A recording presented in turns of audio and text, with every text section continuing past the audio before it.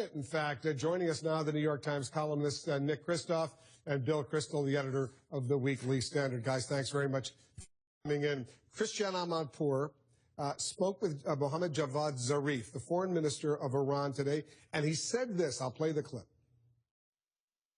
I believe it is possible to reach an understanding or an agreement before we close these negotiations tomorrow evening. Wow, a deal between the U.S., these other powers, and Iran on potential nuclear program there. You must be thrilled. It's kind of easy to make a deal if you give up on most of your negotiating positions. Iran's not going to stop enrichment, of course. It's not even going to reverse anything they've done. They may stop parts of their program, allegedly, not even all of it, and nothing gets moved backwards. So this deal is a collapse, really, by the United States and by the West in these negotiations. I have a different take, not surprisingly. Look, we don't know what the terms will be, but it looks as if Iran will stop enriching to 20%, which is the most dangerous kind of enrichment, and it would also slow down on the Iraq plutonium nuclear reactor, which are the two things that most threaten us and will lead most to some kind of a nuclear-armed Iran. And so at the end of the day, we have three options. We can do a deal, or we can have a military strike, which is disastrous for many reasons. Or we can watch Iran go ahead and continue toward a nuclear state. And of these, boy, some kind of a tentative deal is so much better. Let's say they do this deal. Let's say they do what the United States wants them to do. Now, under the Nuclear Non-Proliferation Treaty, they are allowed to enrich, but only at a certain level for civilian nuclear power, if you will. So they are allowed to have some enrichment if they want to do that. What's wrong with doing what Ronald Reagan used to say, trust but verify? Well, given that they've cheated and lied for so many years, the UN Security Council, not just the U.S., agreed that they shouldn't be allowed to enrich. And in any case, they don't need 19,000 centrifuges enriching even at 3.5%, which does give them breakout potential, even for civilian nuclear power. Nothing here reverses their progress towards nuclear weapons, and I don't believe, therefore, that it's a worthwhile deal. And incidentally, we're giving up something. This isn't a deal. They're in violation. What is the U.S. giving up? We're apparently relaxing sanctions. Well, they haven't agreed to that yet. We haven't agreed to that yet? They haven't. You think they will yes. Immediately make these kinds of sanctions? And they'll say it's reversible. We're going to turn off some of these sanctions. We can always turn them back on.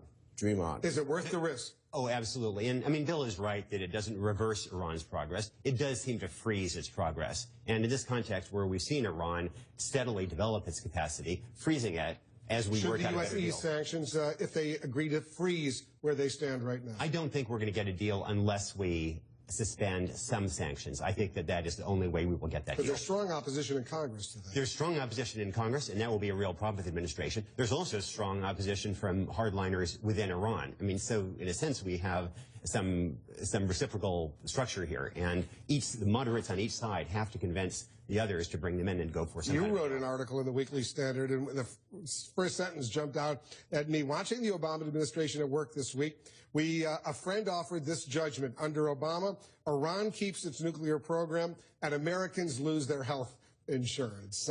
You're the only one who's made the link between Iran and the Affordable Care Act. Just a factual statement. You know, the Obama administration is tougher on Americans who'd like to keep their old health insurance than on Iranians.